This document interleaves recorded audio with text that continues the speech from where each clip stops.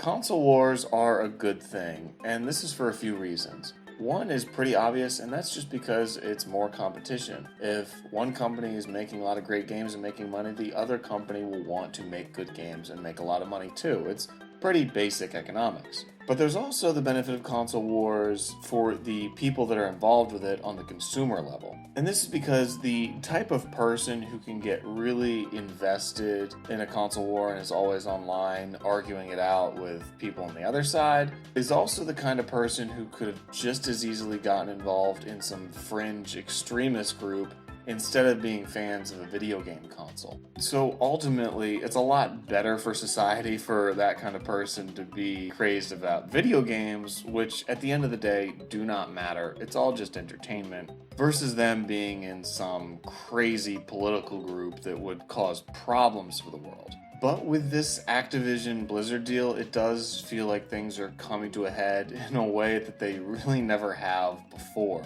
Especially because now we have people involved with things like the FTC and the CMA in the UK. When government organizations start getting involved in console wars, things are getting a little bit too hairy. I will say that overall, I would prefer the Activision deal not to happen, but that's not because I'm a big fan of Activision Blizzard games and I don't want to lose them on PlayStation or Switch. Because honestly, I could probably count the number of Activision games I've played in the last 5 years on one hand.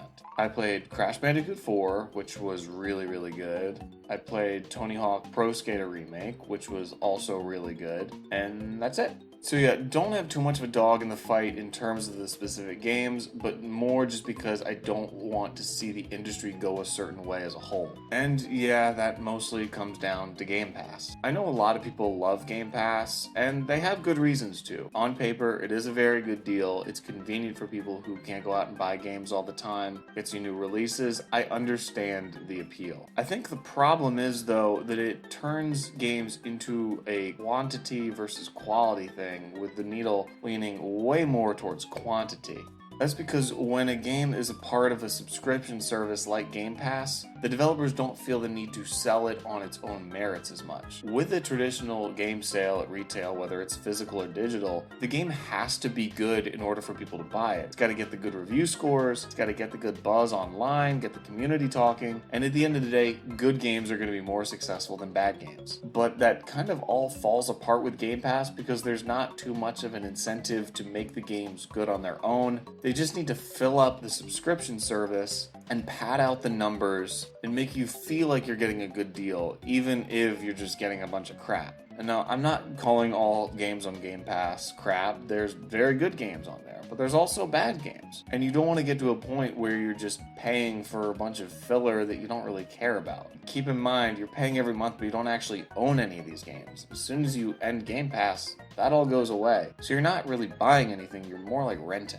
And for an example of this in recent times, just look at Redfall. Phil Spencer said he wanted Game Pass to be the Netflix for games, but look at Netflix right now. There's so much just crap, so much trash that no one really cares to watch. It used to be that the Netflix original tag on a series or movie really meant something big and meant you were getting quality, but now it's just a lot of pointless filler. It sort of gives me vibes of the old multi-cart games you'd see on the NES, like the Action 52 is the famous one. Yeah, on paper it's 52 games, what a good deal, but when you actually play the games, they're all just junk. And really, with the amount of games that are going on Game Pass, you're not going to have time to play them all anyway. So what are you really paying for? You're paying for access to the games, but you're not actually paying to play them or to own them. Another thing that sort of sours me, and I think a lot of other people on this whole thing, is that Game Pass wouldn't be possible without the backing of Microsoft from all the divisions that are way outside of Xbox. The reason that no other company does what Microsoft does with Game Pass, aside from, a little bit of Switch Online, a little bit of PlayStation Plus, is that they can't afford it. You gotta pay out money to all these game companies to buy the rights to get them on Game Pass day one or wherever, and that money is not coming from the Xbox division. Not after 10 years of the failed Xbox One and the struggling Series X. So they're pulling money from Windows, from Microsoft Office, from cloud stuff, and funneling it into the games division, which sounds good, but it's not really how most gaming companies operate, and that sort of puts them as an outsider in the industry. And I think that's really why this deal with Activision feels unfair to a lot of people. It sort of reminds me of if you ever tried to sell like wreaths or maybe like Girl Scout cookies in your school for a competition. It's like if everyone in the class was really working hard to sell to all the different people they know and really trying to work hard to achieve that. And then on the last day, this rich kid who's barely sold any just has his dad buy a ton and wins the competition. Like, yeah, you technically did sell the most, but really? It's not earned, which is where I feel a lot of this frustration comes from. People complain a lot about Sony buying exclusives for the PlayStation 5, and yeah, they have every right to complain about that. But at the end of the day, a lot of the money that's funding those purchases is coming out of the PlayStation division and going right back in. And when an exclusivity deal like that happens, do you really think that the company that's getting the deal, like Square Enix or whatever, isn't, getting the proposal from Sony to be exclusive for X amount of dollars? You think they're not calling up Microsoft and saying, hey, we have a deal on the table from Sony to be exclusive for this much. Are you going to match that? Are you going to up that? That's business 101, and they'd be stupid not to. So I think in a lot of these scenarios, it's Microsoft not opting to get those exclusives when they easily could. I mean, they're buying Activision for $70 billion. It's not like they don't have the money. I don't have anything against Xbox as a platform. I've had a lot of Xboxes in the past. I've used Xboxes, and it's a good system. But the problem is the current leadership team hasn't really proven themselves to be able to execute in terms of delivering good games. And that's the whole point of the game console. And so if someone is a fan of Activision games and plays a lot of them, you'd think they might have some concern about the state of Xbox and what they could end up being. There's also some kind of strange statements that Phil Spencer has said in recent weeks that just make me kind of question where he wants Xbox to go as a platform. A while back there was the interview with Kinda Funny where he said there's this narrative that if you make great games you'll get console sales, which, yeah, that's true. If you make great games, you'll get console sales. How do you think Nintendo is successful at all? It's not because of their hardware, it's because of their software.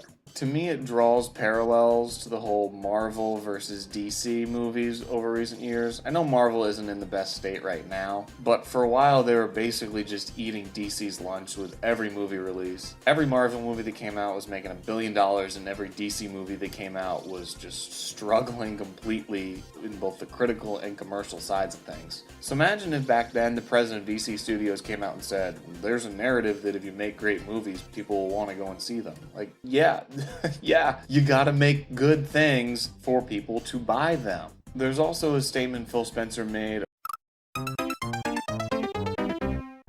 about how they don't believe in exclusives, but it's because Sony has exclusives, so they have to do it. And I'm like, who's buying that? Like, come on. He also said that they would allow Xbox games on PS5 if Sony allowed Game Pass on there, which is just such a disingenuous argument. Like, do you think that Xbox would allow the Nintendo eShop or the PlayStation Store on their platform where they get no cut of any purchase on there? I don't think so. This deal, in all likelihood, is going to go through, and I think in the short term, it's not going to have any major effects on gaming. But it is a big step much further into the subscription economy, which is a world I do not want to live in. I like to be able to just buy the game, hopefully physically, have it, and then I can sell it or do whatever I want with it. I don't like paying monthly for access to games, but the world changes, the way we consume media changes. I'm not buying things on iTunes, I'm using Spotify. So maybe that's the way of the future, and maybe I'm just an old man who doesn't want to see it.